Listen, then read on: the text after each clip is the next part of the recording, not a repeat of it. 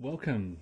This morning I'm playing Herman Luttmann's In Magnificent Style, which was published by Victory Point Games. It's apparently #1 in this Death or Glory series, which I've been keeping an eye out for because this is really fun and I'd really like to see some more titles in the series. I'm going to start this video at the end of the last game I played. You can see I captured 4 positions in the middle here and 2 out on the right. There's a bit of a gap here.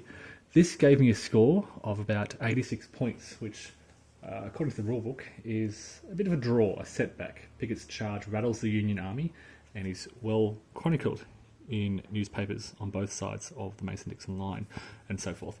So, not quite a defeat, not quite a victory, a bit in between. I thought I was doing pretty well. I guess the problem here is some heavy casualties among these positions here. These guys did really well with 8, and Pickett, I had 2 generals, Trimble and Pickett, in the Union lines. I captured 4 connected positions here. If I can capture 6, that gives me a big bonus. Unfortunately, couldn't capture one out on the left. The brigade out on the right here, Kemper's brigade, were eliminated, and Paul Fry's brigade here routed back to the start with only one unit left. I'm showing you this because it's really easy to set back up again. Once you've finished the game, you grab these generic unit counters, bring them all back to the start. Fry is already back there. The generals, you can choose where the division generals go. I'll sort that out in a moment. You bring back all these, remove all these lower casualty markers off the board. Units start with a strength of 10. So I put a little 10 marker next to each unit. At the start there.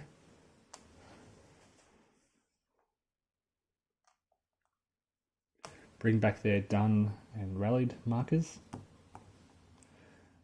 They start on their rally side up. So just flip them over to the rally side up.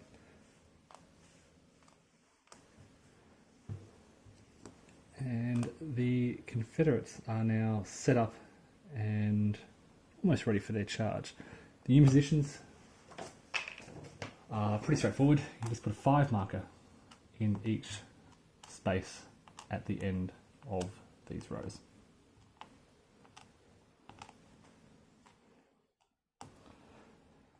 And we are almost done.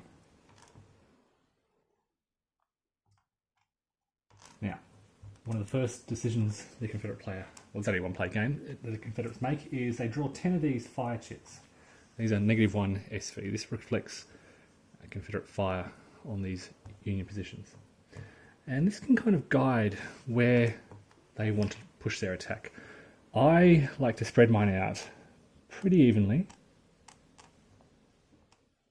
for reasons which I'll explain in a moment, and then put the last one on a point of focus. And I think this is a good point of focus here. If you can break through one position, it often opens up a bigger gap.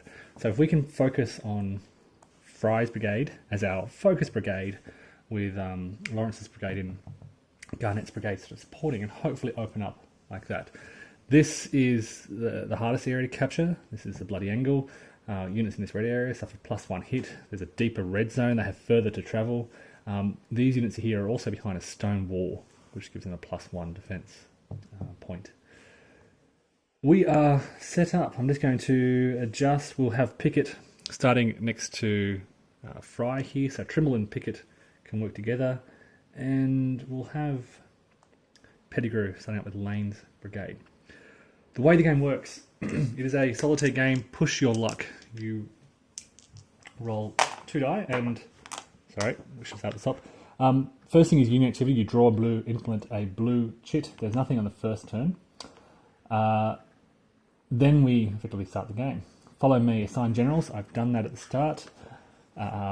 Then brigade activation. Now you pick a brigade to activate. Let's say I'm going to start with Fry's brigade because this is the brigade I really want to push forward. You roll 2 dice. I rolled 25.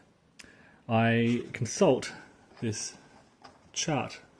25 is an advance. The brigade moves forward 1 space and the brigade activates again. You can keep rolling like this. So my next roll is a 23. 23, advance. Brigade moves forward 1 space and activates again. You can keep moving forward like this until you decide to regroup and consolidate your position. When you consolidate, and I'll show you how to do that in a moment, you move your rally marker and casualty marker up, and they rest for the rest of that turn. For the moment, I'm going to continue pushing with Fry's Brigade, a 22, which is light fire. Light fire is the brigade takes 1 hit, and they do not move, but they can activate again. So I'm going to roll again. 34, that's another advance. Most of the results are advance. Unless you roll a 1, a 6, or doubles, all the results are advance. So you get to know the table pretty quickly. 23 is another advance. Trimble advancing very rapidly. Okay. A heavy fire result. The brigade takes hits equal to half the distance to its rally marker. 1, 2, 3, 4. They would take 2 hits. I would have to flip them over to shaken, and I would draw a blue event. I'm going to use Trimble's ability to re-roll those dice and hopefully not get a 1. 1's bad, 6s are great. A 1 and a 6 is an against the wind result. So the brigade pushes forward under fire. The brigade takes a hit. That's all right. They're down to 8. They move 1 space forward.